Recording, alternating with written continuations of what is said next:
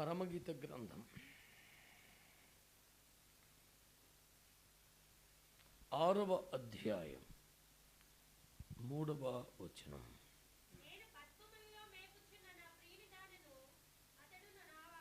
ప్రేమ కలిగిన మా తండ్రి, మహాపరిశుద్ధుడా, ప్రాణాత్మ దేహములతో లొంగిపోతున్న అల్పదాసుని అంగీకరించి అగ్ని చేత కాల్చి పుటము వేసి పరిశుద్ధపరిచి నీతిగల నీ మాట తేటగా వినిపించగల బోరగా మార్చి మీ శైలిలో మీ స్థాయిలో వాడుకోమని యేసు నామమున అడుగుచున్నాము తండ్రి, ఆమేన్.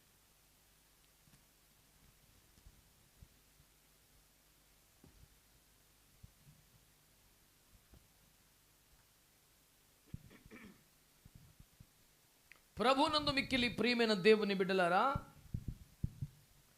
యేసుక్రీస్తు పేరట మీ అందరికీ నా ప్రేమ వందనాలు, శుభాలు తెలియచేస్తున్నాను. దేవుడు మన దీవించునుగాక. ప్రియులారా, పరమగీత గ్రంథం 6వ అధ్యాయం 3వ వచనములో ప్రభువు మనకు నేర్పిస్తున్న పాఠాన్ని కానీ మనము ధ్యానించగలిగితే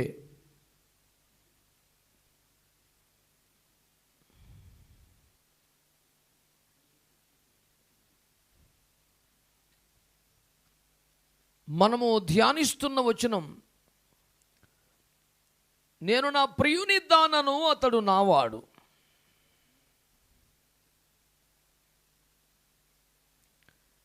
నేను నా ప్రియుని దానను, అతడు నావాడు అనే ఒక అత్యద్భుతమైనటువంటి భావన ఈ పూట మన ధ్యానాంశం.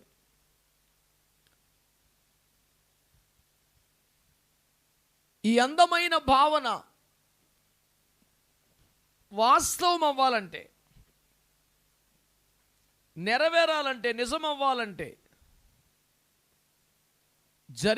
జరగాల్సిన కొన్ని విషయాలు సంక్షిప్తంగా మీ ఎదుటికి తేవాలని నేను ఆశపడతా ఉన్నాను. నేను నా ప్రియుని దానను, అతడు నావాడు. అంటే రెండు వైపులో కూడా ఒకే బంధం, ఒకే బాధ్యత, ఒకే ప్రేమ, ఒకే వ్యవహారం అంతా ఉన్నట్లు కనబడుతోంది. నీ వైపు నుంచి దేవునికి, దేవుని వైపు నుంచి నీకు ఉన్నటువంటి ఒక ఆత్మ సంబంధాన్ని మీకు జ్ఞాపకం చేయడం ద్వారా రెండు విషయాలు నేను ప్రస్ఫుటంగా తెలియజేయడానికి ఇష్టపడుతున్నాను. నేను నా ప్రియుని దానను, అతడు నావాడు అనే భావన నిజం అవ్వాలి అంటే, మరొక పదములు, మరొక మాటలో, నేను యేసుకు సొంతం అయిపోవాలి, యేసు నాకు సొంతం అయిపోవాలి. నీవు యేసుకు సొంతం అయిపోవడానికి యేసు ప్రభు ఏమన్నా చేశాడా? ఏమీ చేయలేదా? మరి నీవు యేసుకు సొంతమైపోవడానికి నువ్వేమన్నా చేయాలా? ఏమీ అక్కర్లేదా? అదే ఈ పూట మనం ధ్యానం చేసే విషయం. నీవు యేసుకు సొంతమైపోవడానికి ఆయన ఏం చేశాడు? నీవు యేసుకు సొంతమైపోవడానికి నువ్వేం చేయాలి? ఆయన ఏం చేశాడో, నువ్వేం చేయాలో మీ ముందు పెట్టడం ద్వారా ఒక మంచి కంపారిజన్ లాంటి ఒక స్టడీ మీ ముందు పెట్టడం ద్వారా ఈ రెండింటిని సరిచూసుకొని, సరిపోల్చుకొని, నేను ఆయనకు సొంతమైపోవడానికి ఆయన ఏమేం చేశాడో అర్థం చేసుకుని, ఆయనను సొంతం చేసుకోవడానికి నేనేం చెయ్యాలో అర్థం చేసుకొని, అవి చేయటం ద్వారా మనము కూడా షూలమ్మిత్తి యొక్క పరమగీత కన్యక అనుభవానికి రావాలి. నేను నా ప్రియుని దానను, అతడు నావాడు. మరొక భాషలో, నేను నా దేవునికి స్వంతమయ్యాను, ఆయన నాకు స్వంతమయ్యాడు. మరొక భాషలో, నన్ను యేసయ్య స్వంతం చేసుకున్నాడు, నేను కూడా యేసుని స్వంతం చేసుకున్నాను అనే ఒక అనుభవానికి రావడానికి ఈ ధ్యానాన్ని పరిశుద్ధాత్మ దేవుడు మనకు అనుగ్రహించాడు. బిడ్డలారా, త్వరగా బహుక్లుప్తమైన ఈ సందేశాన్ని మీ ముందు పెడుతున్నాను, శ్రద్ధగా వినండి. సారాంశమంతా ఒకటే, యేసు నన్ను సొంతం చేసుకున్నాడు, నేను కూడా యేసును సొంతం చేసుకోవాలి. మరో కొనలో యేసు నన్ను సంపాదించుకున్నాడు, నేను కూడా యేసుని సంపాదించుకోవాలి. ఈ పదాలు ఒక పట్టాన అరగకపోతే మనం ప్రభువుని సంపాదించుకోవడం ఏంటి, బుర్రలేని మాటలు మాట్లాడుతున్నాడు అనిపించవచ్చు. ప్రభువుని మనం సంపాదించగలమా, ఏం మాటలు మాట్లాడుతున్నావు అని అభిప్రాయం రావచ్చు. కనుక ఆ లేఖనాలను మీకు చూపించినప్పుడు ఆ లేఖనమే మీతో మాట్లాడుతుంది అనేది నా విశ్వాసం. ఆమేన్, హల్లెలూయా. అంచేత పరిశుద్ధ గ్రంథమైన బైబిల్లో నుండి గబగబా కొన్ని వచనాలు చూడండి. కాన్సెప్ట్ ఒకటే, యేసు మనల్ని సొంతం చేసుకున్నాడు, మనం యేసును సొంతం చేసుకోవాలి. యేసు మనల్ని సంపాదించుకున్నాడు, మనం కూడా ప్రభువుని సంపాదించుకోవాలి. ఈ భావన ఎస్టాబ్లిష్ చేయడానికే నేను చెప్పే వచనాలన్నీ కూడా. సెంట్రల్ ఐడియా అంటే అదే. ఈ మూలోద్దేశం తేటగా మీ ముందు పెట్టాను. ధ్యానం దాని మీద లగ్నం చేసి సాగాలి. అపోస్తలుల కార్యముల గ్రంథం 20వ అధ్యాయం ఓ చక్కని ఆనందకరమైన ఆరోగ్య ధ్యానం. ఇది మంచి పాఠం. అపోస్తలుల కార్యముల గ్రంథం 20వ అధ్యాయం 28వ వచనం.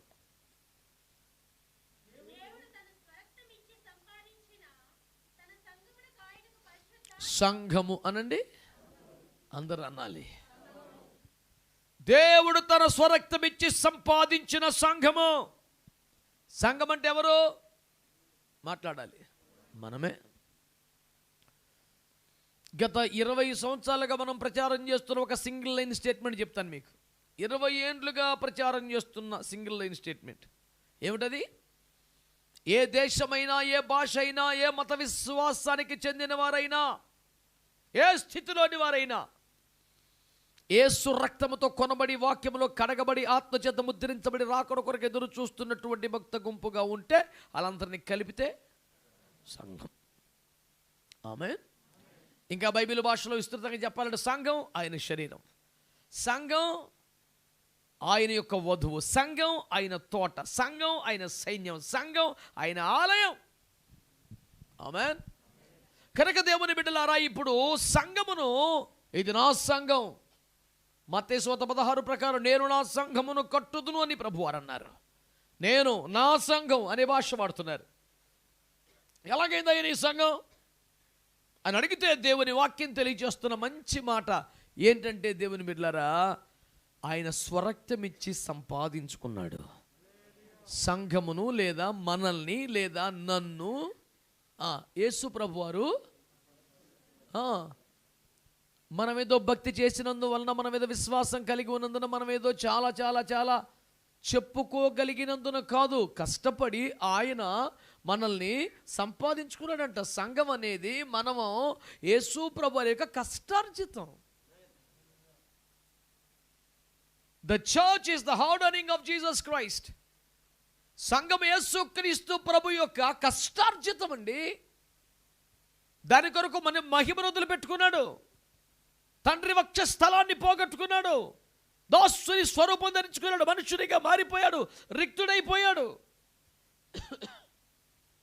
సిలువ మరణం పొందినంతగా తను తగ్గించుకున్నాడు, మరణంలోనికి వెళ్ళాడు, మరణ వేదనలు భరించాడు, శిక్షను పూర్తి చేశాడు, మరణంలోనికి వెళ్ళి పాతాళం యొక్క మరణం యొక్క తాళపు చెవులు లాక్కొని, మరణపు కోరలు పీకి, మనము కలిసి సమస్తాన్ని తిరిగి తీసుకుని వచ్చి తిరిగి లేచి తండ్రి చేతిలో పెట్టి మహిమను, మన ప్రాణమును, మన ఆత్మను మనకు అనుగ్రహించి, ఈ భూమి మీద మనం ఇక మీద మళ్ళీ పాపంలో పడిపోకుండా దేవుని కొరకు బ్రతుకుటకు పరిశుద్ధాత్మను మనకు సంచకరువుగా ఇచ్చి, ఉపదేశములు ఎదుటకు అపోస్తలులు ఇచ్చి, సంఘముగా సహవాసముగా మనకి ఇన్ని ఏర్పాట్లు ఇచ్చేసి, సమయోచితమైన కృప చూపుతూ ప్రతిరోజు కృపాసనము చేరే ధైర్యమును మనకిస్తూ, తన స్వంత శరీరమును తెరను చీల్చడం ద్వారా ఏర్పరచబడిన నూతనమైన జీవము గల మహిమ గల మార్గములో మనల్ని నడిపిస్తూ ఉన్నాడు ఆయన. దేవునికి స్తోత్రం. అందుచేత ఇది సంఘం అనేది చెప్పండి, దేవుని యొక్క కష్టార్జితం.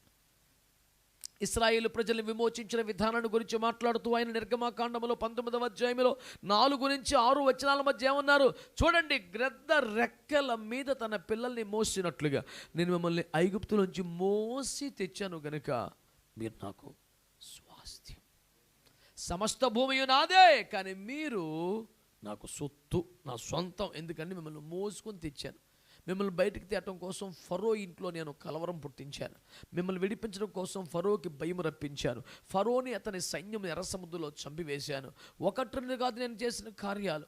వారి ఆహారం మీద పానీయం మీద నా శిక్షను పంపించాను. వారి మంత్రదండములు బలహీనమైపోయేలా చేశాను. ఎన్నో కార్యములు చేయడం మీరు అంత ఈజీగా బయటికి రాలేదు.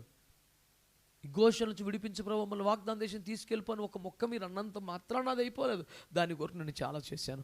సంహారకుడు మీలో జ్వరపడకుండా పస్కా రక్తముని మీ మీద ప్రోక్షణ చేశాను. పగలు ఎండ దెబ్బ పడకుండా ఒక మేఘాన్ని పెట్టాను. రాత్రులు మీ అడుగులు తడబడకుండా మీకు ఒక అగ్ని స్తంభాన్ని ఇచ్చాను. ఎవరు దప్పి కొనకుండా మీ వెనక నడుస్తూ వచ్చి నీళ్ళు ఇచ్చేలా ఒక బండను ఏర్పాటు చేశాను. ప్రతి పూట ఆకాశం నుంచి ఆహారాన్ని పంపించాను. మీరు ఆశించినప్పుడు మీ కొరకు పూరీలు పంపించాను. ఒకటి రెండు కాదు,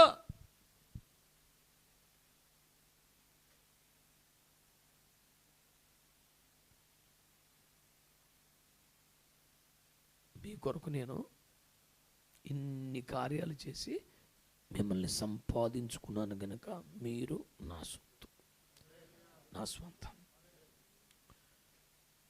₹1 వస్తువు మనం కొన్నామా, వేల చెల్లించామా, మనకి అమ్మి నన్ను కూడా పట్టించుకోమే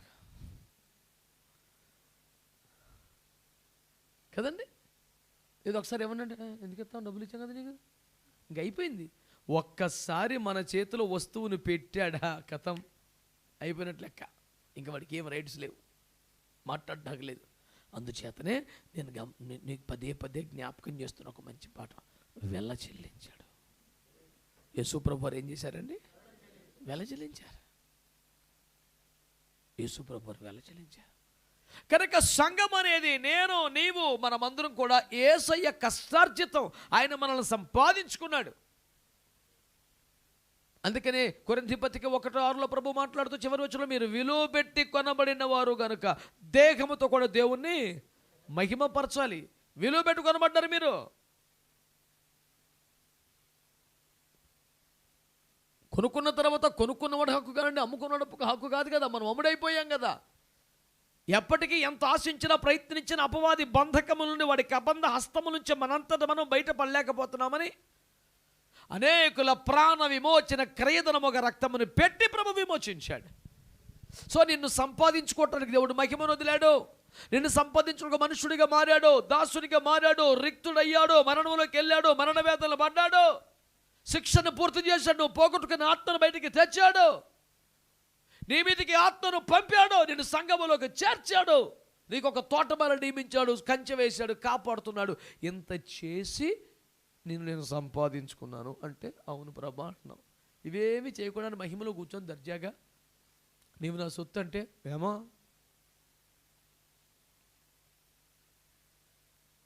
నిజానికి ఆయనే మనల్ని పుట్టించినందున మనం ఆయన వారమైనను అబద్ధమును కమ్ముడైపోయి మీరు నా సొత్తు అని అపవాది గర్వించే స్థితికి వెళ్ళిపోయాం. అందుకని యోహాను సువార్తలో మీరు మీ తండ్రి యగు అపవాది పిల్లలు అనాల్సి వచ్చింది ఆయన కదండి. అప్పుడైపోయాం, వాడు సొత్తు అయిపోయాం. మనం ఆయన పిల్లలమే అయినా అమ్ముడైపోయినందున మళ్ళీ కొనుక్కోవాల్సి వచ్చింది. సో కన్నందున కొన్నందున రెండిందాలు మనము దేవునికి చెందిన వారం అయిపోయాం. ఇదివరకు రెండు రెట్లు ఎక్కువగా మనం ఇప్పుడు దేవుని వాళ్ళం.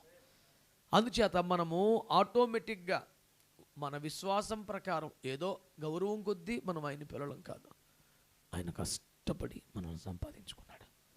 కనుక యేసు ప్రభు ఇప్పుడు అపవాదితో రేయింబవులు ఏమన్నా వాళ్ళు, నువ్వు మాట్లాడగా వాళ్ళ కోసం నేను ప్రాణం పెట్టాను, నా సొత్తాళ్ళు నువ్వు వాళ్ళ గురించి మాట్లాడుతున్నావు ఏంటి? ఇంత బలహీనల కోసం, ఇలాంటి దుర్మార్గుల కోసం నువ్వు ఒకళ్ళు తప్పించుకుంటావేంటయా? నువ్వు పరిశుద్ధుడు కదా, దుష్టత్వమును చూడలేంత నిష్కలంక నేత్రలు గడవాడివి కదా, పాపంలో చేరని వాడివి, పాపం చేయని వాడి, పాపను ఎరుగని వాడివి కదా, నువ్వు వీళ్ళకేంటి సపోర్ట్ చేస్తున్నావు అని వాడు అడిగితే యేసయ్య జవాబు ఏంటి? నేను డబ్బులు పెట్టుకుని కొనుక్కున్నాను, రక్తం పెట్టి ప్రాణం పెట్టి కొన్నాను. నీకెందుగా? నేను ఏదో రకంగా చేసి వాళ్ళని పరిశుద్ధపరచుకొని సంపూర్ణంగా చేసుకొని తీసుకెళ్తా. ఈ స్థితిలో పరలోకం రారని మాకు తెలుసు, అందుకని ఇంత వ్యవస్థ ఏర్పడి నేనేదో పడతాను, నీకెందుగా? నా డబ్బు చవిట్టి పర్లంటే భూమిని కొంటాను, నువ్వెవడ మాట్లాడతాకి? డబ్బులు ఇచ్చి ఎలాంటి భూమి కొన్నామంట? నా ఇష్టమయ్యా, ఈ ఎడారిలో నేను సెలయేర్లు ప్రవహింపజేస్తా చూడు, ఈ అడవిని పుష్పింపజేస్తాను చూడు, ఈ మోడును చిగిరింపజేస్తాను చూడు అని సవాలు చేసి ఆయన మన మీద పని చేస్తున్నాడు, పెట్టుబడి పెట్టి కొనుక్కున్నాడు మనల్ని. సో ఏ రూట్లో వెళ్ళినా మనం ఆయాచితంగా వచ్చి పడిపోయిన రకం కాదు, మనము ఆయన కొనుక్కున్న సొత్తు.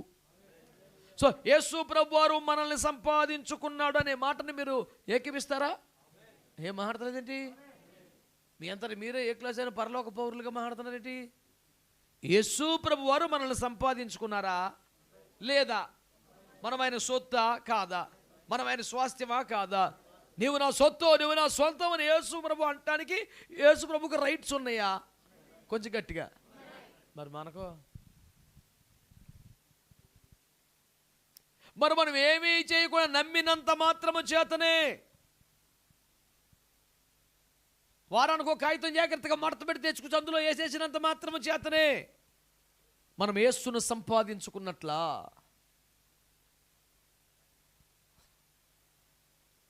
నన్ను యేసు సంపాదించుకున్నాడు అనడానికి మనము అంగీకరించగా అద్భుతమైన కారణాలు ఎన్నో ఉన్నాయి. వాటిలో కొన్ని మనం చెప్పుకున్నాం. అవన్నీ కన్విన్స్ చేయగలిగేలా ఉన్నాయి, అన్నీ రీజనబుల్గానే ఉన్నాయి. ఓకే, సమంజసమే, కరెక్టే అని మనం అనుకున్నాం. All right. ఇప్పుడు యేసు ప్రభువును నువ్వు సంపాదించుకున్నావు, ఆయనే నన్ను సంపాదించుకున్నాడు. నీ సంగతి ఏంటి? ఫిలిప్పీ పత్రిక 3వ అధ్యాయం చాలా చిన్ని సందేశమేనండి, కానీ చాలా ప్రాముఖ్యమని నేను నమ్ముతూ ఉన్నాను. ఫిలిప్పీ పత్రిక 3వ అధ్యాయం 9వ వచనం. ఆగండి. ఎంత పెద్ద మాట అమ్మది. పౌలయ్య గారు ఏమంటున్నారండి? క్రీస్తుని. ఓరి బావోయ్,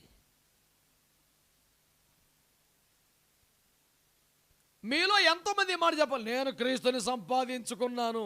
మామూలు మాట కదండి బాబు, దమ్ము సరిపోదండి బాబు. పౌలయ్య గారు ఏమన్నా, నేను క్రీస్తుని సంపాదించుకున్నాను. చదువు బిడ్డ.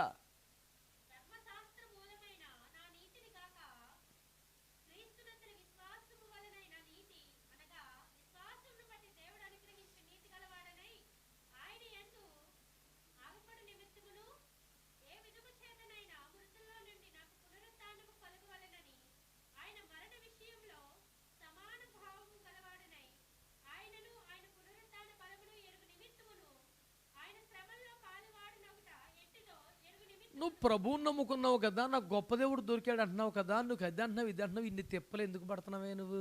నీ దేవుడు నిన్ను కాపాడేటి? అసలు నీ ప్రాణానికి సుఖం లేదేటి? ఏ ఊరితో ఊరిలో దెబ్బలు తిన్నావేంటి అని అడుగుతున్నారండి సంఘస్థులు. మా అయ్యగారికి అన్ని కష్టాలు బాధలు అయితే ఇక మాకేం ప్రార్థన చేస్తాడు, ఆయనకే బోళ్ళు శ్రమలు ఉన్నాయి ఎప్పుడును. దీంట్లో మా భాస్కర్ మంచోడే కానండి, జై జీవితం లేదండి, అన్ని శ్రమలే అన్ని సంఘస్థులు చెవులు కోరుకుంటున్నారు. ఏంటా? ఏం లేదండి, మీ గురించి బాధపడతామండి బాబు. ఆయన గురించి బాధపడుతున్నది నిజమే. ఇలాంటి వాడి దగ్గర ఉంటే మనకు కూడా బాధలు తప్పే ఉన్నానే బాధ కూడా నిజమే.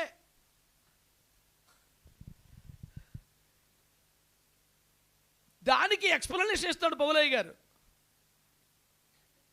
తన సాక్ష్యంతో చెప్తూ, నేను శరీరమును బట్టి బెన్యామీను గోత్రీకుడను, ధర్మశాస్త్రమును బట్టి పరిసయ్యులకు చెందిన తెగకు చెందినవాడును, ధర్మశాస్త్రమును బట్టి అనింద్యుడుగా బతికాను. ఎంత కలిగిన నేను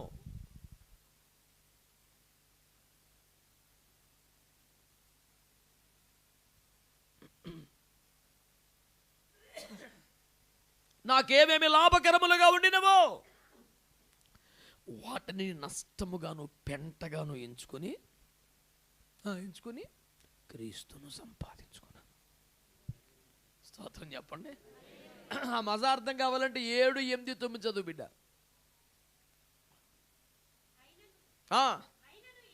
అయినను నాకేవేమి లాభకరములయ్యుండెను వాటిని ప్రభు నిమిత్తమే, కేవలం ప్రభు నిమిత్తమే. వ్యాపారం లాస్ వదిలేసి మానేసిన రకం కాదు. మరి పని బాగానే ఉందండి, హోటల్ బాగా నడుతుంది కండి, చేసి ఊరు లేకండి వదిలేసానండి, ఇలా మానేసిన వాళ్ళు బోల్డ్ మంది ఉంటారు. ఉద్యోగాలు, వ్యాపారాలు, వ్యవసాయం. పౌలయ్య గారు రకం కాదు. మంచి లాభాల బాట పడుతున్న దశలో చేతగాక చెయ్యలేక, నమ్మకస్తులు లేక, సహకారులు లేక, కలిసి రాక కాదు, లాభాల బాట తాగుతున్నటువంటి వ్యాపారాన్ని నాకు ఏవేమి లాభకరములయ్యుండనో వాటిలో నష్టముగాను ఎంచుకొని ఆ జ్ఞానమును సంపాదించుకునే నిమిత్తము, ఏకంగా క్రీస్తునే సంపాదించుకునే నిమిత్తము మొత్తం నష్టముగా పెంటగా ఎంచుకుంటున్నాను అంటాడు. స్తోత్రం చెప్పండి గట్టిగా, హల్లెలూయా. ఇది లాస్ అవుతున్నాడంటే ఏది గెయిన్ చేయడానికి? క్రీస్తుని సంపాదించడం కోసం, ఆయన గురించిన అతి శ్రేష్టమైన జ్ఞానము సంపాదించ నిమిత్తం, ఆయన పునరుత్థాన బలము ఎట్టిదో ఎరుగు నిమిత్తము. 3 పాయింట్లు చెప్పాడు అక్కడ. క్రీస్తును సంపాదించుకునే నిమిత్తము 2, ఆయన జ్ఞానమును సంపాదించిన నిమిత్తం 3, ఆయన పునరుత్థాన బలము ఎట్టిదో ఎరుగు నిమిత్తము. ఈ శ్రమలకు మరణానికి అప్పగించుకుంటున్నాను. మీకు ఎందుకండి బాబు ఈ తిప్పలంతానా? ప్రభు నమ్ముకుంటే పేనవాయిగా ఉంటుందని చెప్తారు కదా, మీరేంటి తిప్పలు పడిపోతున్నారు అని అడుగుతున్నారు భక్తులు.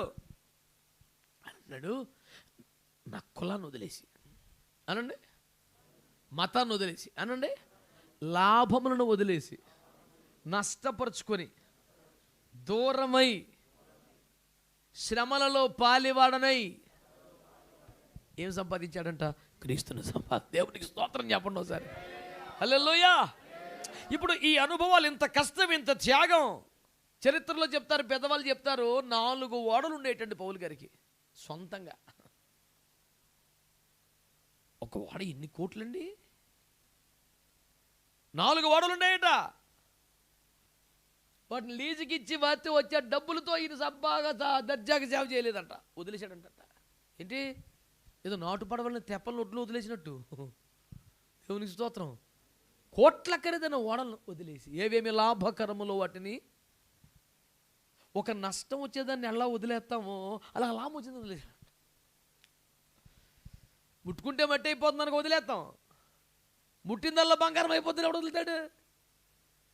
ఏదేది లాభకరముగా ఉందో దాన్ని వదిలేశాడంట. అతి శ్రేష్టమైన జ్ఞానమును ఎరుగు నిమిత్తము, ఆయనను, ఆయన పునరుత్థాన బలమును ఎరుగు నిమిత్తము, ఆయన శ్రమలలో పాలివాడు ఒకటి వెంట చూడాలనుకున్నాడంట. కొలసి బతుకులు రాస్తాడు, ఆయన పొందిన శ్రమంలో మిగిలిపోయింది నేను పొందేద్దామని ట్రై చేస్తున్నాడు. సరే ఎందుకు సార్ అంటే, ఒక సంపాదన మీద పడ్డాను నేను. ఎవడమ్మా ఇక్కడికి కదా భూమి మీద పొద్దు నుంచి సాయంత్రం దాకా ఎండలో కూర్చున్నారు పాపం అంటాడు. జీవనోపాధి అందులో లాభం అవుతుంది. ఇప్పుడు తెల్లారిసరికి రోడ్డుకి వెళ్ళరా బాబు ఉంది.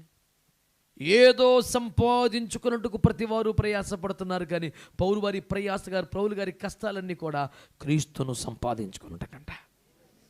యేసు నన్ను సంపాదించుకున్నకు చాలా ప్రయాసపడని చెప్పడంలో మనకేం సందేహం లేదు.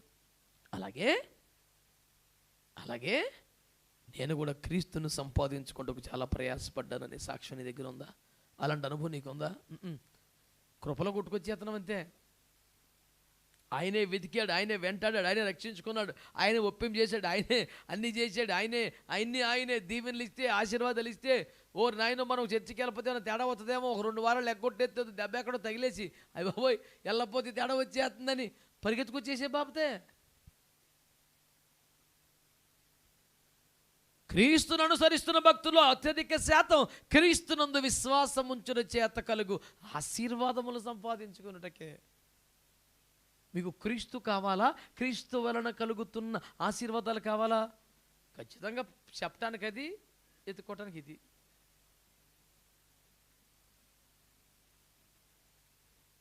మేము సేవిస్తున్న మా దేవుడు మండుచున్న వేడిముగులు అగ్నును తప్పించడానికి సమర్థుడు, తప్పించకపోతే ఇంకా ఆయన ఎందుకు మరి? కలిసిపోతాం మళ్ళీ దాంట్లో. ఏదోటి చేస్తేనే ఏం లేనప్పుడు ఇంకెందుకు? గొప్ప దేవుడు, మంచి దేవుడు అని చెప్పుకొని ఇందులోకి వచ్చాం, మరి ఇందులోకి మరి కలిసి రాకపోతే ఇంకెందుకండి బాబు? ఇంకా మేము కూడా మామూలుగానే క్రీస్తు పేరు మీద ఏదైనా సంపాదించుకునే భక్తి నువ్వు చేసేది, లేక క్రీస్తునే సంపాదించుకునే ప్రయాస? కొంచెం యథార్థంగా మాట్లాడాల్సిన సమస్య. ఒక శతాధిపతి యేసుప్రభు ఇంటికి వస్తానంటే వద్దన్నాడు. నువ్వెందుకు ప్రభా, నువ్వు మాట మాత్రం సెలవే నా దాసుడికి, నువ్వు మా ఇంటికి వచ్చేయాలి, నువ్వు మా ఇంట్లో ఉండాలి, మా ఇంటిని ఆశీర్వాదం. ఎంత లేదు ఆడికి, జబ్బు బాగాలేదు, ఆడు మంతాన్ని పడ్డాడు, ఎవడో పని చేసేవాళ్ళు లేడు, మాకు మెంటలో చేస్తుంది. ఆడు నాకు చేయవలసి వస్తుంది, నేను ఆడికి చేయవలసి వస్తుంది. నువ్వు ముందు బాగు చేయి, దేశ రక్తం ఏం చేయు. ఆడి పని చేస్తే మాకు ప్రశాంతంగా రెస్ట్ తీసుకుంటాం మేము. నీ వలన మేము స్వస్థత ఆశపడుతున్నాం కానీ నువ్వు మా ఇంటికి వచ్చేయాలని, అంత పరిశుద్ధపరిచేయాలని, నువ్వే కేంద్రంగా ఉండాలని, ఇంటికి యజమాని ఇంత వద్దు బాబు. నువ్వు ప్రేమ గలవాడివి, కృపగలవాడివి, నీ మాట విని వచ్చాము, నీకు దండం పెడతాను, మా ఊరిని బాగు చేయి చాలు, మేము ప్రశాంతం మా పని మేము చేసుకుంటాం, మా బతుకు మేము బతుకుతాం. నువ్వు మా ఇంటికి వచ్చేస్తానంటే బాబు. అతడికి క్రీస్తును సంపాదించుకొని ఉందా? జక్కయ్య క్రీస్తును సంపాదించుకొని ఉన్నాడు కనుక మొత్తం పంపించాడు బయటికి. ఈ రుద్రబాబు నాకు ఆయన కావాలి. గుండెల మీద చేయి పెట్టుకొని చెప్పండి, సంపాదన అంటే మన కష్టం అక్కడ పెట్టి తెచ్చుకునే డబ్బు కదా, మన తెలివి అక్కడ పెట్టి తెచ్చేది కదా, మన ప్రయాస మన కష్టం కదా. క్రీస్తుని సంపాదించుకొని నువ్వేం పెట్టావు అక్కడ?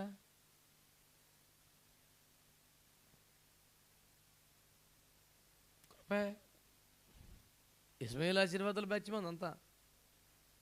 ఇస్మాయిలు కడుపును పుట్టిన 12 మంది కింగిలే. ఆవిడ దగ్గర ఉన్న బంగారం ఇంకెవరి దగ్గర లేదు, బహు సంపద.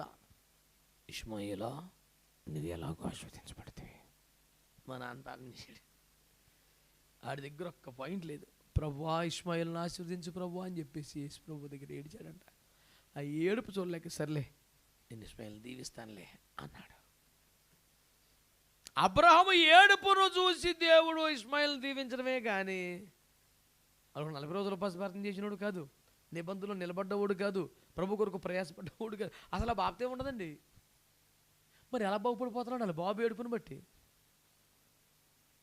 ఎవరు అభిషక్తుల ప్రార్థనను బట్టి, దైవజనుల కన్నీరును బట్టి, తల్లిదండ్రుల కన్నీటిని బట్టి నీ మీదకి దేవుని ఉగ్రత రాకుండా, శాపం రాకుండా, శిక్ష రాకుండా ఏదో బతికి పట్టుకట్టేస్తున్నావు. నువ్వు ఒక రాత్రి అంతా ఏడ్చి కృప పొందగలిగావా? నీ పాత జీవితాన్ని విర్రగొట్టుకొని కృప పొందగలిగావా? భక్తిహీనతను విడిచి ప్రభువుని సంతోషపరచగలిగావా? అక్రమ సంబంధాన్ని, అక్రమ వ్యాపారాన్ని, అక్రమ వ్యవహారాల్ని, నీకు లాభం వస్తున్నప్పటికీ నీ దేవుని చిత్తములు లేదు కనుక దాన్ని వదిలేవా?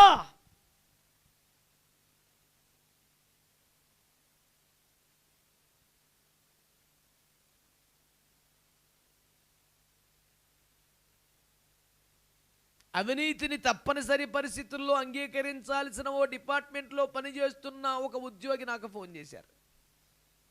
అయ్యా ఈ లంచం తప్పని నాకు తెలుసు, నేను కింది స్థాయి ఉద్యోగిని, కానీ వీళ్ళు పై స్థాయి ఆఫీసర్లు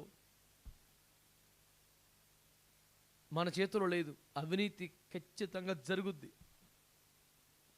ప్రతిరోజు లంచం అందుద్ది చేతికి. నేను వద్దన్నా నా మాట లెక్క నాకు వచ్చేస్తుంటుంది. అది నేను నేరుగా ఇన్వాల్వ్ అవ్వక్కర్లేదు, నేను అడుక్కోక్కర్లేదు, తెచ్చుకోక్కర్లేదు. సాయంత్రానికి పంపకాల్లో నా వాట నాకు వచ్చేస్తుంది. మీ ఉపదేశాలు విన్నాక, వాక్యాలు విన్నాక అమ్మో తీసుకోకూడదు కదా, వద్దు అనిపిస్తుంది. కానీ మా పై అధికారులను నిలవరించేంత సామర్థ్యం కానీ శక్తిగా నాకు లేదు. నేనేం చేయాలి అర్థం కాక ఇది తీసుకెళ్ళి ఓల్డేజ్ హోమ్లకి ఇచ్చేస్తున్నాను. పర్లేదు కదా అని నన్ను అడిగారు. నేనేం చెప్తే కరెక్ట్ మీరు చెప్పండి. ఇప్పుడు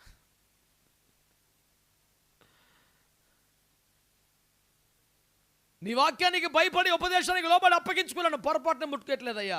కానీ అక్కడి నుంచి మార్చుకొచ్చే అంత శక్తి నాకు లేదు కనుక అట్టాగే పట్టుకెళ్ళి ఓల్డ్ హీజములు అస్సలు ఒక వాటర్ ప్యాకెట్ కూడా కొనుక్కోట్లా.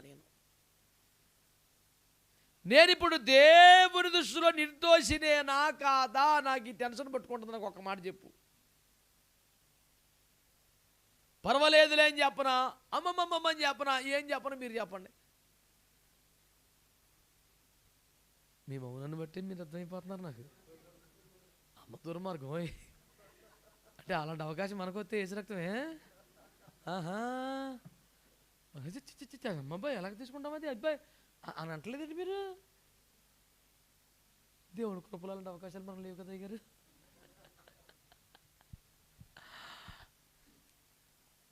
మీ మౌనంలో చాలా మర్మం ఉన్నది. దేవుని కృపను బట్టి నాకు అలాంటి అవకాశాలు రావట్లేదు. హల్లెలూయా వస్తే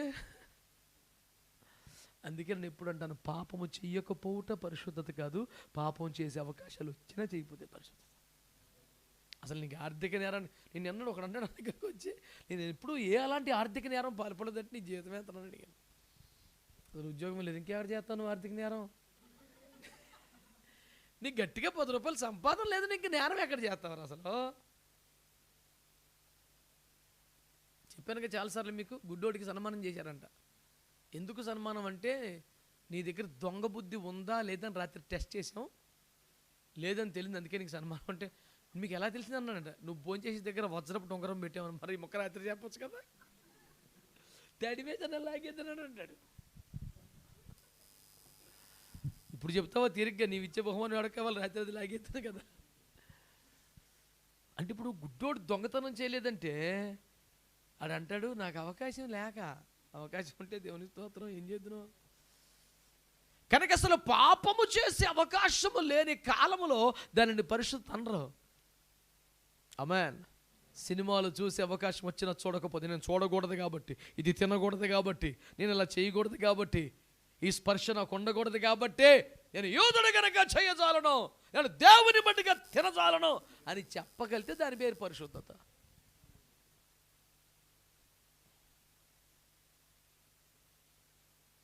ఆకలి ఉండి, ఆరోగ్యం ఉండి, అన్నీ ఉండి మానేతో ఉపవాసం పోవడం, కానీ ప్రయాణంలో కుదరక తినకపోతే అది ఉపవాసం అవ్వదు. ఇంకా నేను జర్నీలో అసలు కుదరలేదు, దేవులేవులో ఉపవాసం అయిపోయినా అవ్వదు. నువ్వు ఇన్ని రోజులు ఉన్నా సెట్ అవ్వదు. అది ఉపేక్షతో వద్దనుకొని చేస్తే ఉపవాసం వద్దు కానండి. ఏమంటే ఎంత ట్రై చేసినా దొరకకపోతే, ప్రతి స్టేషన్లో దిగావు, ఎక్కడ నీకు రొట్టె ముక్క దొరకలేదు కాబట్టి I declare this is the fasting. ఎత్తేరమ్మలాగే ఏసు రక్తమే జయం. ఒక రాణి పొజిషన్లో కూడా అన్ని పక్కన పెట్టి మోకరిస్తే దాని పేరు ఉపవాసం. దేవునికి స్తోత్రం కలుగునగా. నా పాయింట్ ఒక్కటే, మీరు ఈ మహిమను, ఈ ప్రభువును సంపాదించుకున్నారా? ఆయనే సంపాదించుకున్నాడు కనుక మనల్ని ఆయనే కాపాడుకుంటున్నాడు కాబట్టి, ఆయనే పోషిస్తున్నాడు కాబట్టి, ఆయనే అన్ని ఏర్పాటు చేశాడు కాబట్టి, యేసువా రమండి, నజరేతువా రమండి, సాగుతోందో ఈ బండి నీకు. ఆయన అతి శ్రేష్టమైన జ్ఞానమును సంపాదించుకున్నటకు, ఆయన పునరుత్థాన బలమును ఎరుగుటకును, ఏకంగా ఆయననే సంపాదించుకున్నటకు నువ్వేమి నష్టపరుచుకున్నావు? ఏ సౌభాగ్యమును పెంటగా ఎంచుకున్నావు? ఏ లాభాన్ని నష్టంగా ఎంచుకున్నావు? ఏ సుఖాన్ని కష్టంగా మార్చుకున్నావు? రాయ్, నీ సాక్ష్యం లిస్ట్ రాయి. నువ్వు రాస్తే నువ్వు పొందుకొని కుప్పలు తెప్పలు ఉంటాయి, నువ్వు కోల్పోయి అసలు కనపడవు.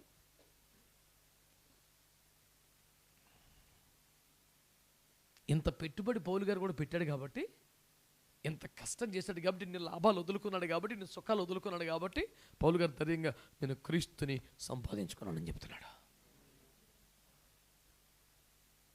నన్ను చూచిన వారిని నేను, ఇప్పుడు చెప్పండి, నన్ను సంపాదించుకున్న వారిని నేను. అది అది రేంజ్. కష్టం సుమా. నేను స్వరక్తమిచ్చి నన్ను సంపాదించాను అని యేసు అంటే మనం ఏమనాలి? నేను ఈ సమర్పణతో నిన్ను సంపాదించుకున్నాను ప్రభా. స్తోత్రం చెప్పండి గట్టిగా. ఏవేమి లాభకరములో వాటిని వదులుకొని, ఆమేన్, హల్లెలూయా. ప్రతి సుఖమును పక్కన పెట్టి నీ కొరకు ప్రయాసపడి నిన్ను సంపాదించుకోవడానికి. ఈ సాక్ష్యానికి రావద్దా మనం? అది కదా భక్తి సాధన అంటే, దానికోసం కదా మనం ప్రయాసపడాలి.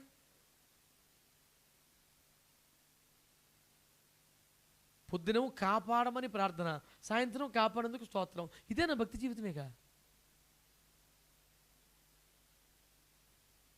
సోమవారం పొద్దున మీ వారం అంతటి కావలసిన కృప కాపుదల, హల్లెలూయా. ఆదివారం పొద్దున కాపాడేందుకు కృతజ్ఞతా కానుకలను సమర్పిస్తున్నాము తండ్రి. సండే స్కూల్ నుంచి బయటికి రావాలి మనం. క్రీస్తును సంపాదించుకోవాలి. ఆమేనండి. అనగా ఆ పరిశుద్ధతను, ఆ మహిమను, ఆ తత్వాన్ని, ఆ స్థాయిని ఆయన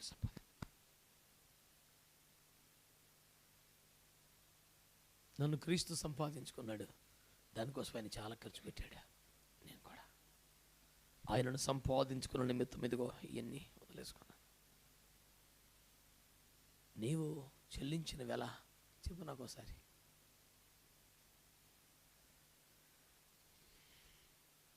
క్రైస్తవుల మెజారిటీ వన్ సైడెడ్గా ఉంది. అన్ని క్రీస్తు సంపాదించుకోవడమే, క్రీస్తు కష్టపడటమే, క్రీస్తు ప్రయాణం చేయటమే, క్రీస్తు త్యాగం చేయటమే, క్రీస్తు వెంటాడటమే.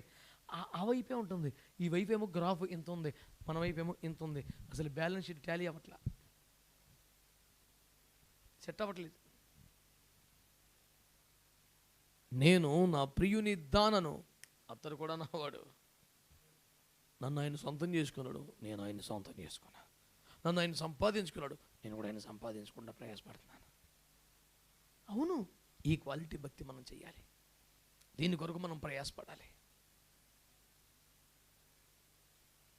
వింటున్న బిడ్డలందరూ కూడా ఆలోచించండి. మీరు క్రీస్తుని సంపాదించుకున్నటకు, ఆయన అతి శ్రేష్టమైన జ్ఞానమును సంపాదించుటకు, పునరుత్థాన బలమును సంపాదించుటకు, నీకు లాభకరములైనది ఏదైనా నష్టముగా, నీకు సౌభాగ్యమైన దానిది ఏదైనా పెంటగా, నీకు సుఖమునిచ్చు దాన్ని కష్టంగా మార్చుకోగలిగావా? ఎందుకు సార్? క్రీస్తును సంపాదించుకున్న నిమిత్తం. ఈ భక్తి అర్థమవుతుందా? ఈ విధానం అరుగుతుందా? ఇది అనుసరించడం ప్రారంభిస్తామా?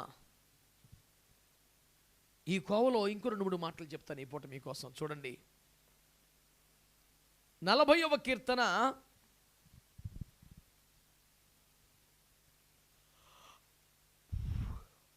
40వ కీర్తన 2వ వచనం.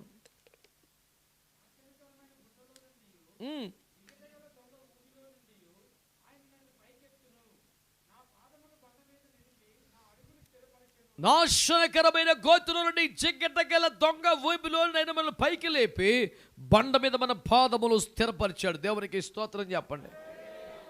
అందరం చెప్దామండి హల్లెలూయా. ఈ మాట మనకు నెరవేరిందా లేదా అమ్మా? మనందరము నాశనకరమైన గోతిలో నుండి, జిగట కలిగిన ఊబిలో నుండి క్రీస్తు కృప చేత, ఆయన దక్షిణహస్త బలము చేత మనం లేపబడి ఈ రోజున బండ మీద మన పాదములు స్థిరపరచబడ్డాయి.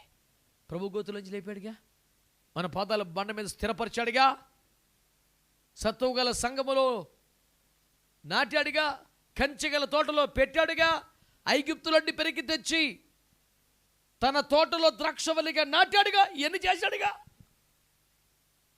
కాబట్టి మనం ఏం చేద్దాం? 1 పేతురు 3:16,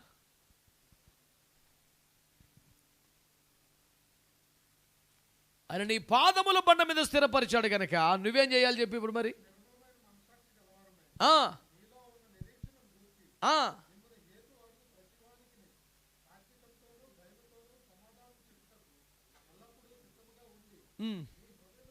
మీ హృదయములో యందు క్రీస్తుని ప్రభువుగా ప్రతిష్ఠించుకోవాలి. స్తోత్రం చెప్పండి గట్టిగా. నిన్న ఆయన ఏం చేశాడు? బండ మీద నిలబెట్టాడు కాబట్టి నువ్వేం చేయాలి? ఆయన గుండెల్లో నిలుపుకోవాలి. So simple. నా పాయింట్ మీకు అర్థమైందా? జిగటగల దొంగ ఊబిలోంచి నుండి పైకి లేపి బండ మీద నీ పాదములు స్థిరపరిచాడు, గోతిలోంచి లేపాడు, సమాధిలోంచి విమోచించాడు, చావు నుండి విమోచించాడు, నాశన కోపం నుండి పైకి లేపాడు, నిన్ను ఒక బండ మీద ప్రభు స్థిరపరిచాడు. కాబట్టి నువ్వేం చేయాలి ఇప్పుడు?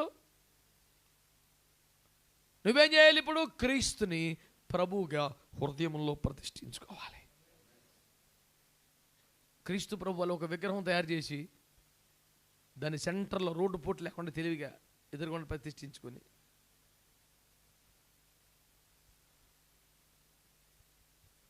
రోడ్డు పూట ఉన్న సైడ్ ఒకటి కొనుక్కో,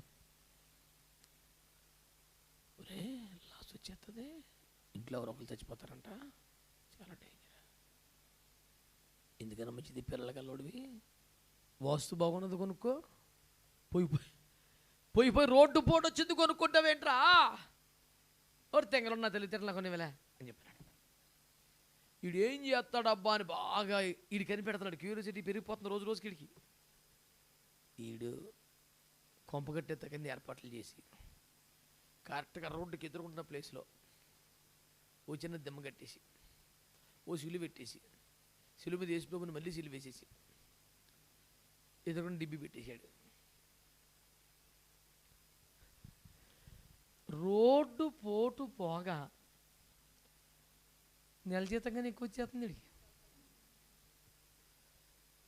వీడికి పోటు పోయింది దేశ రక్తం ఏం చేయం. వీడికి ఆట స్టార్ట్ అయింది. మించుమించు నెల జీతాన్ని మించిపోతుంది ఇది. ఎప్పుడైతే ఆదాయం కరెక్ట్గా ఉంటుందో ఎప్పటికప్పుడు కొవ్వొత్తులు ఎడతాం.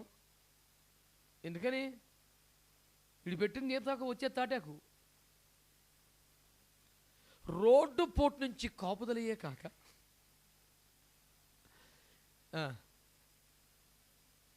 వీడు మరలా ప్రతిరోజు సిలువేస్తున్న యేసు ప్రభు నీళ్ళలో దర్జాగా బతికేస్తూ యేసును ఒక వ్యాపార వస్తువుగా మార్చుకున్న భ్రష్టుడు, నీచుడు, వ్యభిచారి, ఎట్లాంటి వాడి మీలో ఉంటాడేమో చూసుకోమని హెబ్రీ 12:16 హెచ్చరిక చేశాడు. ఏషవ వంటి భ్రష్టుడైనను వ్యభిచారం మీలో ఉంటాడేమో. ఏషవ వ్యభిచారం చేశాడండి. స్వప్రయోజనం కోసం, శరీర లాభం కోసం, తిండి కోసం దేవుడిచ్చిన ఆధ్యాత్మిక విలువలను నమ్మేసుకున్నాడు. వాడిని భ్రష్టుడు వ్యభిచారం చెప్తున్నాడు. భౌతిక ప్రయోజనం కొరకు, శరీర ప్రయోజనం కొరకు, ఆర్థిక అవసరాల కోసం ఆధ్యాత్మిక జీవితాన్ని పనంగా పెట్టే వాడు ఎవడైనా ఏషవే, భ్రష్టుడే. ఇదా భక్తి నేర్చుకున్నది, ఇదా బతుకు, ఇదా క్రైస్తవ్యం. నువ్వు యేసు రక్తాన్ని ఆశ్రయించి ఆ శాపాన్ని దీవెనగా మార్చుకోగలిగితే సాక్ష్యం అవుతుంది. కానీ దిమ్మ కట్టేసి, సిలి పెట్టేసి, డిబ్బి ఎట్టేసి పోగేస్తావు డబ్బులు. సైతానా, మారు మనసు బంధు. నీకు రోడ్డు పోటు తగిలిందో లేదో కానీ నీకు నీ వల్ల సంఘానికి పోటు వచ్చేస్తుందిరా, తలపోటు. చెప్పలకు చచ్చిపోతున్నాం జనాలకి. క్రైస్తవ్యానికి విగ్రహారాధనకు సంబంధం లేదు. బైబిల్ ప్రకారం విగ్రహారాధన తప్పు. ఈ పనులు మనం చేయకూడదు, ఏ రూపాన్ని చేయకూడదు. మరి మీ ఓడు చేశాడుగా. నువ్వు మా ఓడువు కాదని సంగతి మాకు తెలుసు, కానీ జనాలు తెలుస్తలేదుగా బొమ్మెట్టి. నీకు రోడ్డు పోటు పోయిందో లేదు కానీ మాకు తలపోటు వచ్చింది నీ వల్ల. ఇలా నామకార్థ ఏషావు సంతతంతా మారు మనసు పొందినట్లుగా స్తోత్రం చెప్పండి. క్రీస్తును ప్రభువుగా హృదయంలో ప్రతిష్ఠించుకోవాలి.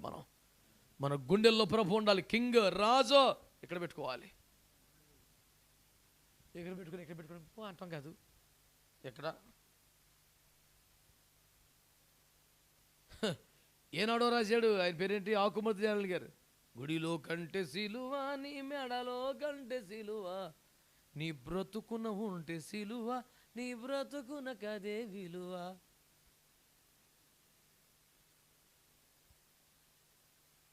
ఇక్కడ ఉండాలి సార్.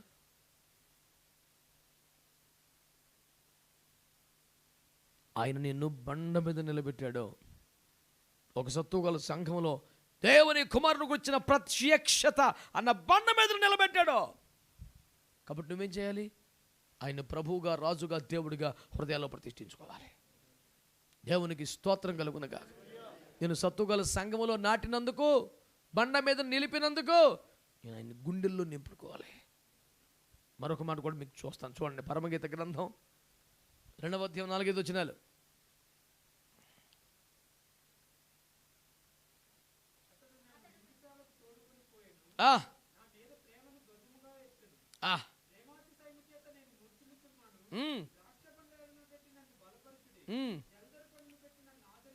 ఈమె అనామకంగా ఉన్న దశలో ఆమె ప్రియుడు వచ్చి ఆమెని విందుశాలకు తీసుకెళ్ళి కోరిన ఫలాలన్నీ పెట్టి బలపరిచేశాడంట. వేడుకతో విందుశాలకు నన్ను తోడుకు వెళ్ళెను నా ప్రియుడు, కోరిన ఫలములు తినిపించుచునే కూరిమితో నా ప్రియ ప్రభువు.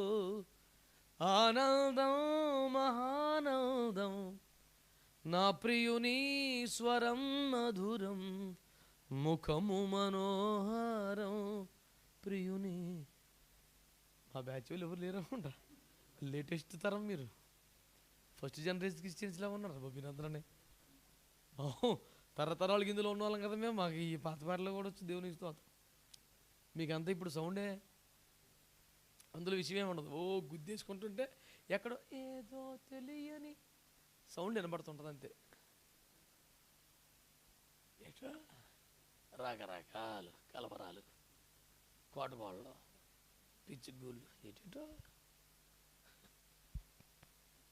దేవునికి స్తోత్రం. మా బ్యాచ్ పాటలు పాడాడు మావాడు వచ్చేపాటు నా బ్యానం పొలకింత వచ్చేసి. ఇప్పుడు లేవా పాటలు, మేము పెద్ద అయ్యే పడి పెరిగాం వాటితోనే.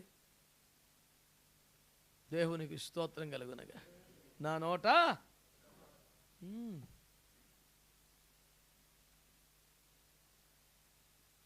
కలిసి వచ్చినందుకు కాదు, కొత్త పాట ఇచ్చాడంట, దానికి మురిసిపోతున్నాడు భక్తుడు. తనకు స్తోత్ర రూపం క్రొత్త కీర్తన ప్రభువు నా నోట ఉంచును, అనేకులు దాన్ని చూచి హో ಎಂದು విశ్వాసం ఉంచుతారు. కొంతమందిని విశ్వాసములోనికి నడిపించగలిగిన ఒక పాట ప్రభు నాకు ఇచ్చాడు. ఇదే నాకు సంతోషమని ఆనందపడిపోతున్నాడండి భక్తుడు. అంచేతనే మీకు మనవి చేస్తున్నాడు, శ్రద్ధకి మాటలు వినండి. ఆయన విందుశాలకు తోడుకుని వెళ్ళాడు, కోరిన ఫలాలు పెట్టాడు, ద్రాక్ష అడలు పెట్టాడు, రకరకాల చేస్తాను ఒకసారి ఫలం పెట్టాడు. చాలా బాగుంది. హల్లెలూయా. నువ్వు 4:16 పరమగీత గ్రంథం 4:16 చివరి లైన్ చాలు. 16 వచనంలో చివరి లైన్, నా ప్రియుడు తన ఉద్యానవనమునకు వేంచేయునుగాక, తనకిష్టమైన ఫలములు రెడీగా ఉన్నాయి, ఆయన తినొచ్చు. ఇప్పుడు నన్ను విందుశాలకు తీసుకెళ్ళాడుగా, నేను కోరిన ఫలాలు ఇచ్చాడుగా, నా కోరికను సిద్ధం చేసి ఆలోచన సఫలపరిచాడుగా, నాకు రక్షణ, స్వస్థత, సమాధానం, అభిషేకం, ఆశీర్వాదం, సంఘములో స్థానం ఇన్ని ఇచ్చాడుగా, కృపావరములు ఇచ్చాడుగా, ఉపదేశం ఇచ్చాడుగా, అపోస్తలులు ఇచ్చాడుగా. నేను కూడా ఆయన కోరిన ఫలాలన్నీ ఇచ్చేస్తాను. ఇప్పుడు ఆయన ఏం కోరుతున్నాడు నా దగ్గర? పాపిష్టి లోకములో పరిశుద్ధతను కోరుతున్నాడు. ఆమేన్. లోకస్తుల మధ్యలో పరిశుద్ధులతో సహవాసాన్ని, సంబంధాన్ని కోరుతున్నాడు. ఆమేన్. ఎండిన కరువు సీమలో దేవుని కొరకు ఫలమును ఫలించే బిడ్డలుగా దేవుడు మనల్ని కోరుతున్నాడు. ఆత్మల సంపాదకులుగా ఆయన మనల్ని కోరుతున్నాడు. ఆమేన్. ఏం కోరుతున్నాడు ఆయన మన దగ్గర? ఆయన దప్పిక తీర్చగలిగే వారముగా, ఒంటెల దాహము కూడా తీర్చగలిగే వారంగా మనం ఉండాలని కోరుతున్నాడు ఆయన.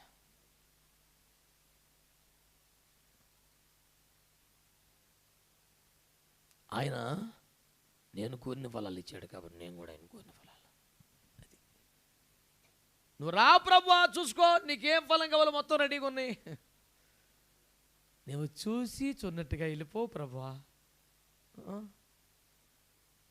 సోమరివాని చేను నేను దాటి రాగా, దాటి వెళ్ళిపోయే చేను ఆడిది, మన దాటి వెళ్ళిపోడు, ఫలములు వెతుకుతాట, ప్రతిసారి చూస్తాడంట. మనం దాటి వెళ్ళిపోయే చేలో లేం, మనం పరీక్షించే చేలో ఉన్నాం, ప్రశ్నించే చేనులో ఉన్నాం. తమాషా ఉండదు ఇక్కడ. ఎక్కడున్నావు నువ్వు అని ప్రశ్నించాడు. ఏది ఫలం, ఏది నీ సహోదరుడేడి? ఇక్కడ అన్ని ప్రశ్నలే. దాటి వెళ్ళిపోయే చేను కాదు మంది. దేవునికి స్తోత్రం కలుగునగా. సిద్ధంగా ఉన్నారా? ఆయన కోరిన ఫలములు ఇవ్వడానికి సరిపడా భక్తి చేస్తున్నావా? మరొక వచనం, ఎఫెసీ పత్రిక 5వ అధ్యాయం.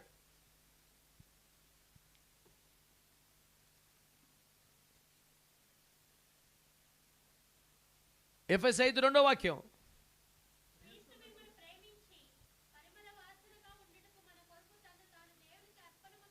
దేవుడు చేసిన కార్యాలు చూడండి. ఆయనట దేవునికి అప్పగించుకున్నాడట. ఎందుకని? మీరు పరిమళ వాసనగా ఉండాలని. ఇప్పుడు 27వ వచనం.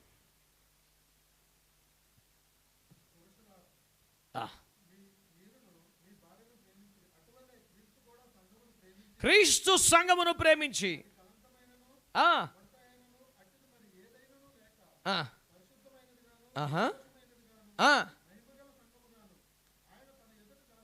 నిలబెట్టుకోవాలని చేయించి,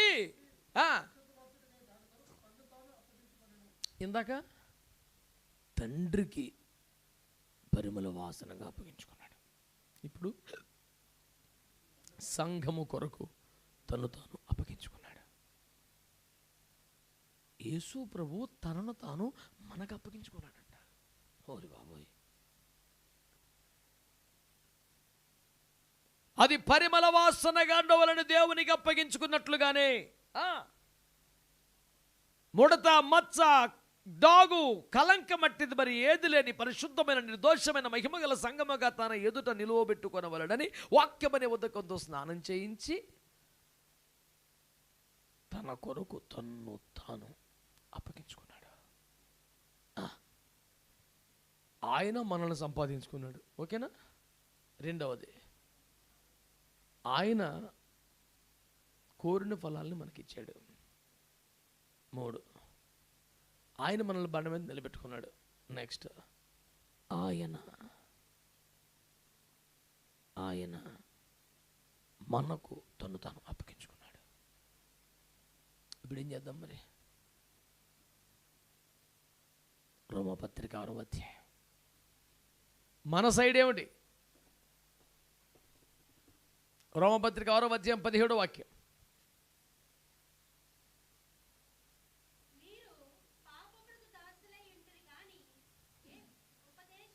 ఏ ఉపదేశ క్రమమునకు మీరు అప్పగింపబడితిరో దానికి హృదయపూర్వక లోబడిన వారై. స్తోత్రం చెప్పండి గట్టిగా. హల్లెలూయా. ఆయన తనను తాను మన కొరకు అప్పగించుకున్నాడు. ఓకేనా? ఇప్పుడు మనం ఏం చేయాలి? ప్రభువునకును ఆయన ఉపదేశ క్రమమునకును మనం అప్పగించుకొని హృదయపూర్వకంగా లోబడిపోవాలంట. ఈ పాట మళ్ళీ అడుగుతున్నాను, ప్రభువునకు లోబడుతున్న వారందరూ ఉపదేశ క్రమానికి అప్పగించబడ్డారా? That is the problem.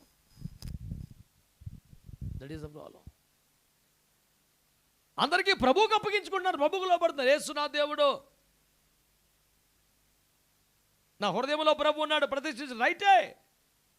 ప్రభువునకు మాత్రమే కాక ఆయన ఉపదేశ క్రమమునకును మనం అప్పగింపబడిన వారమై హృదయపూర్వకంగా లోబడాలంట.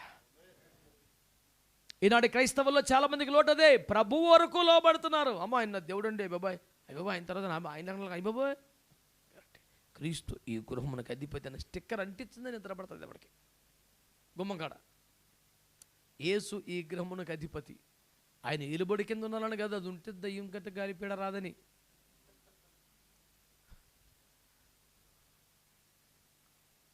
చదువుతానగాడు స్టిక్కర్ చదువుకొని వెళ్ళిపోవడం, నిన్ను చదువుతున్నాడు ఆడంత అమ్మాయికడేం కాదు. వీడు బయట స్టిక్కర్ పెట్టి లోపల ఏమైనా పెట్టాడా? పైన స్టారు, ఇంట్లో బారు. ఈ రకమా? ఆడు బయట స్టార్ట్ చేసి వెళ్ళిపోయాడు. ప్రోగ్రామ్ అని తెలిసి ఆడికి. అంచేత నేను చెప్పే సువార్త వినండి.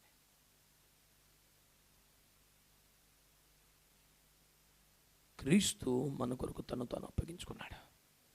మనము కూడా ఆయన ఉపదేశ క్రమానికి పూర్తిగా అప్పగించుకోవాలి. దేవునికి స్తోత్రం చెప్పండి. హల్లెలూయా. మరొక మాట చెప్పి నేను ముగిస్తాను బిడ్డలారా. కీర్తన గ్రంథం 90వ కీర్తన 1వ వచనం.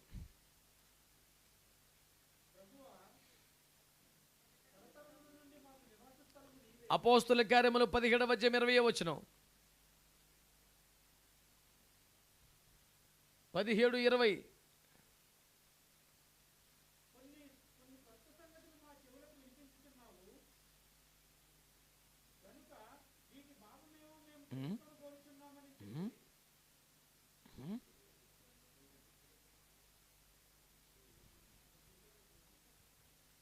ఒక్క నిమిషం ఉండండి.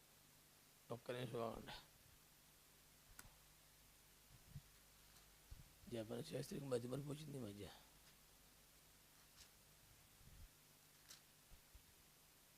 ఇరవై 28 నాన్న.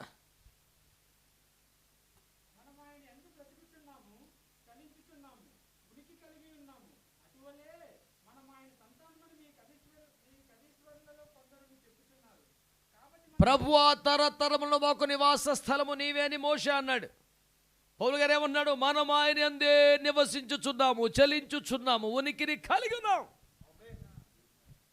అంటే ఆయన మనకు నివాసంగా మారాడు. అంతేగా? హలో, ఆయనే మన గుడారముగా మారాడు, ఆయనే మనకు ఆశ్రయమైనాడు. మనం ఆయనలో నివసిస్తున్నాము, ఉనికి కలిగి ఉన్నాము, చలనము కలిగి ఉన్నాము.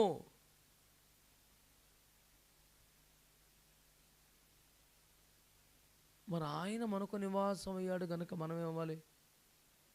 1 కొరింథీ 3:16.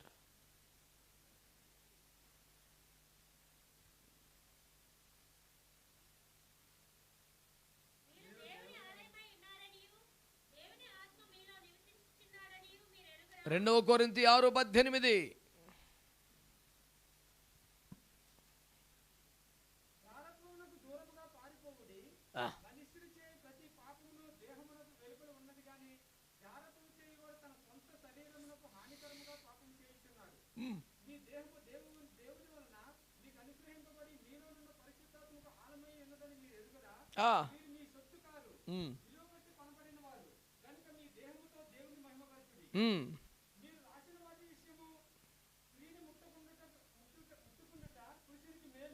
అప్పుడే మన పిల్లడు మొదటి కొరింథీ చదివేశాడు పులుమని.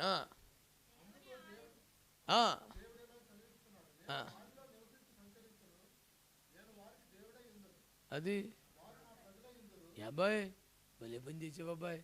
దేవునికి స్తోత్రం చెప్పండి గట్టిగా. ఏమంటోంది మొదటి కొరింథీ పత్రిక 3:16, మీరు దేవుని ఆలయమైన దేవుని ఆత్మ మీలో నివసిస్తున్నాడు. రెండవ కొరింథీ పత్రిక 6:18, మీరు దేవుని ఆలయం కనుక విగ్రహాలకి సంబంధం లేదుక దేవుడు మీలో నివసించి మీలో సంచరిస్తున్నాడు అని తెలియచేశాడు. దేవునికి స్తోత్రం కలుగునగా. ఒక్కటే కంపారిజను మీరు చూసుకోండి. నీ పేరు యేసు పేరు రాసుకో పక్కన, టపటపా చెప్తాను వినండి. ఆయన మనల్ని సంపాదించుకొని రక్తం పెట్టి మనం ఏం చేయాలి? దేంతో? తెలివితేటలతో. అనుకో పదం చెప్పాం, సమర్పణతో. జాగ్రత్తగా ఇంటే గుర్తుంటాయి మరి. ఆయన స్వరక్తం పెట్టి మనల్ని సంపాదించుకున్నాడు. మనము ఒక సరైన సమర్పణతో క్రీస్తుని సంపాదించుకోవాలి. ఆమేన్. రెండవదిగా ఆయన మనల్ని జగటగల దొంగ ఊబిలోని పైకి లేపి బండ మీద నిలబెట్టాడు, సంఘములో నిలబెట్టాడు, ప్రత్యక్షతను నిలబెట్టాడు. మనం ఏం చేయాలి? హృదయంలో ప్రభువుని ప్రతిష్ఠించుకోవాలి. మూడవది, ఆయన మనల్ని విందుశాలకుతో ఇక్కడ కోరిన ఫలాలు ఇచ్చాడు. మనము కూడా ఆయనకు ఉద్యానవనమై కోరిన ఫలమును ఇవ్వగలగాలి. నాలుగవదిగా ఆయన మనల్ని పరిశుద్ధులుగా నిర్దోషుల మహిమ గల సంఘముగా నిలబెట్టుకోవడం కోసం తన్ను తాను మనకు అప్పగించుకున్నాడు. మనము కూడా ఆయనకు మాత్రమే గాక ఉపదేశ క్రమాన్ని కూడా మనం అప్పగించుకోవాలి. ఆ తదుపరి ఆయనే మనకు నివాసముగా ఉన్నాడు, ఆయనే మనకు ఆశ్రయముగా ఉన్నాడు. ఆయనలోనే నివసిస్తున్నాము కనుక మనము కూడా ఆయనకి నివాసంగా ఆలయంగా మారిపోవాలి. నేను నా ప్రియుని వాడను, అతడు నా వాడు. మనము ఆయన వారం అవ్వడానికి ఆయన ఏం చేశాడు చూసాం. ఆయన మన సొత్తు అవడానికి మనం ఏం చేయాలో చూసాం. ఆయన ఇవన్నీ చేసి ముగించాడు. మన వైపే మిగిలి ఉంది. రాకడెప్పుడో మనకు తెలియదు, మనం ముగింపు ఎప్పుడో మనకు తెలియదు. త్వరపడదాం, ప్రయాసపడదాం, నలుగొట్టుకుందాం, అప్పగించుకుందాం. క్రీస్తును సంపాదించుకుంటుని అని సాక్ష్యంతో చావాలి. దేవుడు ఆ కృప మనకు అనుగ్రహించును గాక.